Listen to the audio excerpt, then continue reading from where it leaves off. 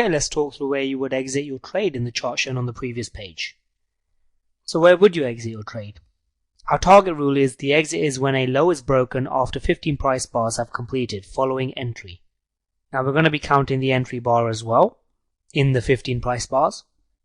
So let's do that together now. We've got the entry bar, which is when price first crosses over the entry price.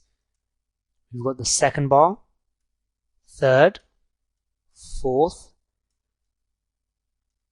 fifth, sixth, seventh, eighth, ninth,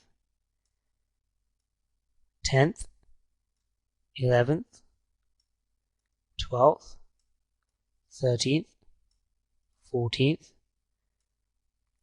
and 15th. Now, after this 15th bar has completed, we are going to be exiting whenever a low is broken.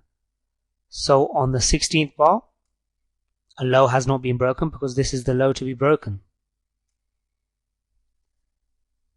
But on the 17th bar, this low right here has been broken, and that is the point where we would be exiting the trade.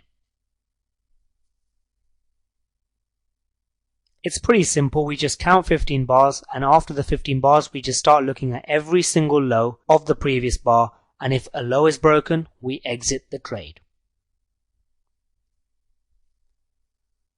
So I'm sure you got that right. So if you now move over to the next page, we'll go over another example.